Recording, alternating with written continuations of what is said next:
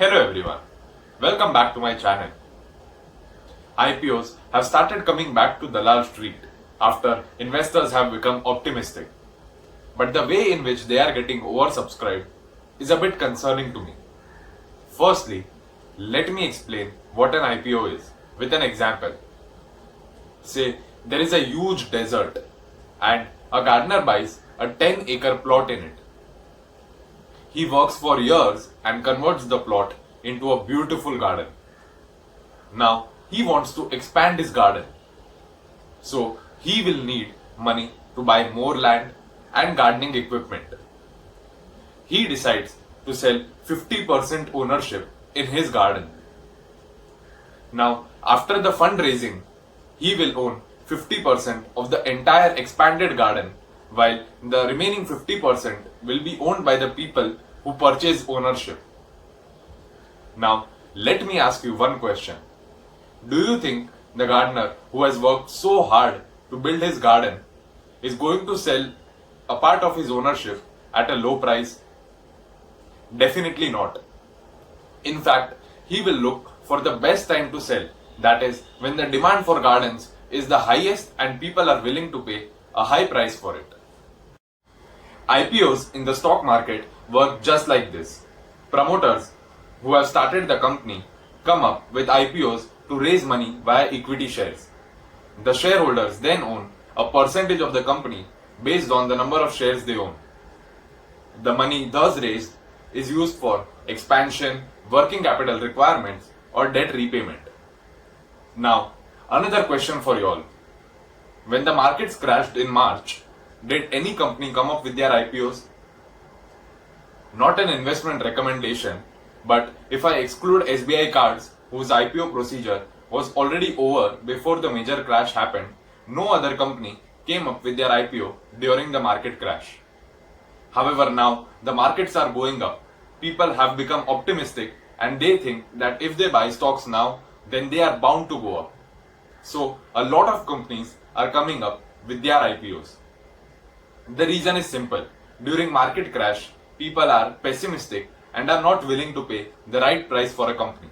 On the other hand, when markets are going up, people are very optimistic and are willing to pay even a premium valuation or are willing to buy overvalued shares. Also, there is a thing called grey market premium. Now let's say the IPO issue price of a share is rupees 100. Now, even before the shares are listed on the stock exchange, they trade in the grey market, which is an illegal market. Say the grey market price is rupees 125. That is a 25% premium on the issue price.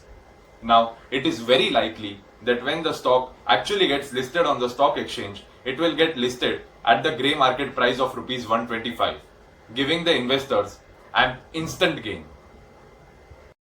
Now, the grey market premium and market optimism both lead to IPOs getting oversubscribed by 50, 100 times. People apply using multiple demat accounts. There is nothing wrong in it, but my only concern is that people are not even aware about the company's business, management, or valuations of the IPO. All they care about is the listing gains. Let me tell you, during the IT boom, a lot of IT companies came up with their IPOs. People went after the listing gains. Now, the sad part is that most of these companies do not even exist today. The same thing happened during the real estate and infrastructure boom. Not an investment recommendation, but if you have time, then research about the Reliance Power IPO. Then you will come to know what I mean. The reason why I made this video is to tell you all that applying for IPOs, as long as they are good companies and at good valuations, is great. But if any of these two conditions are not satisfied and you still apply for the IPO, then it is as good as buying a lottery ticket. Let me tell you what my principle is. I invest in companies with good management and a good business model. They need to be at good valuations. I am willing to hold them for a very long term. And if there is anything about the company that I am not comfortable with, then I am willing to give up 50 or 100% listing gains, but I will not apply for its IPO. Apply for IPOs only when you are willing to hold them for a very long term. Do not go after short-term listing gains, because people who try to get quick money from the stock market generally end up with losses. The stock market is like a school where you get to make your own rules. But just like any other school where you are punished for breaking the rules, the stock market punishes you financially if you are not disciplined enough to follow the rules that you yourself create. If you like this video, please give it a thumbs up and subscribe to my channel for my upcoming videos. Stay tuned. Thank you.